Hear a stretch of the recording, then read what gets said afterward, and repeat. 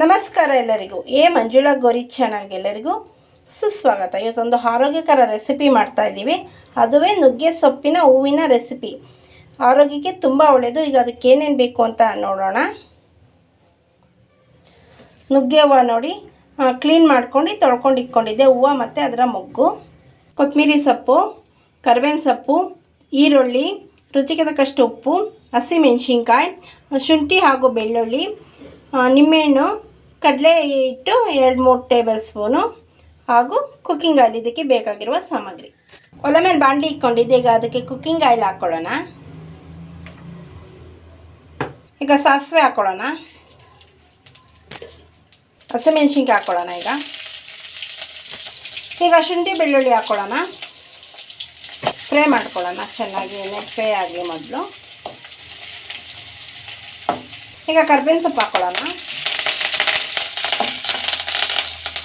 ಈಗ ಈರುಳ್ಳಿ ಸೇರಿಸ್ಕೊಳ್ಳೋಣ. ಈರುಳ್ಳಿ ಚೆನ್ನಾಗಿ ಫ್ರೈ ಮಾಡ್ಕೊಳ್ಳೋಣ, ಚೆನ್ನಾಗಿ ಬಾಯ್ಲ್ ಆಗಲಿ.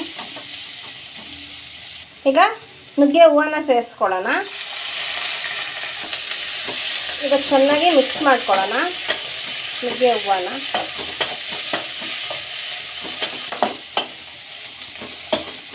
ನುಗ್ಗೆ ಹೂವು ಚೆನ್ನಾಗಿ ಬಾಯ್ಲ್ ಆಗಲಿ.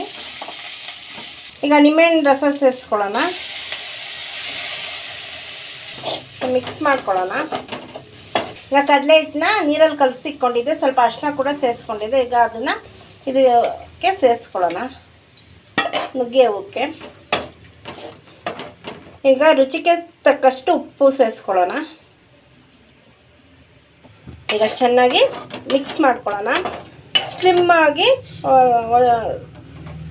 ಗ್ಯಾಸಲ್ಲಿ ಫ್ರೈ ಮಾಡ್ಕೊಳ್ಳೋಣ, ಬೇಡ. ಈಗ ಕೊತ್ತಂಬರಿ ಸೊಪ್ಪು ಸೇರಿಸ್ಕೊಳ್ಳೋಣ. ಈಗ ಒಂದು ಸಲ ಕೈ ಆಡಿಸ್ಕೊಳ್ಳೋಣ. ನೋಡಿ, ನುಗ್ಗೆ ಹೂವಿನ ಪಲ್ಯ ರೆಡಿಯಾಗಿದೆ. ಸವೇಲು ತುಂಬ ಚೆನ್ನಾಗಿರುತ್ತದೆ. ನೀವು ಕೂಡ ಮನೇಲಿ ಟ್ರೈ ಮಾಡಿ ನೋಡಿ. ಕಡಲೆ ಹಿಟ್ಟು ಬೇಕಾದ್ರೂ ಸೇರಿಸ್ಕೋಬೋದು, ಹಾಗೆ ಕೂಡ ಮಾಡ್ಕೋಬೋದು. ನಮ್ಮ ಚಾನಲ್ಗೆ ಹೊಸಬರಾಗಿ ದಯವಿಟ್ಟು ನಮ್ಮ ಚಾನಲ್ನ ಸಬ್ಸ್ಕ್ರೈಬ್ ಮಾಡ್ಕೊಳ್ಳಿ. ಬೆಲ್ಲೈಕನ್ ಕ್ಲಿಕ್ ಮಾಡಿ, ಲೈಕ್ ಮಾಡಿ, ಶೇರ್ ಮಾಡಿ, ಕಮೆಂಟ್ ಮಾಡಿ, ನಮಗೆ ಸಪೋರ್ಟ್ ಮಾಡಿ ಹಾಗೂ ಎಂಕರೇಜ್ ಮಾಡಿ. ನಿಮ್ಮ ಫ್ರೆಂಡ್ ಆಗೋರಿಗೆ ಶೇರ್ ಮಾಡಿ. Thank you for watching.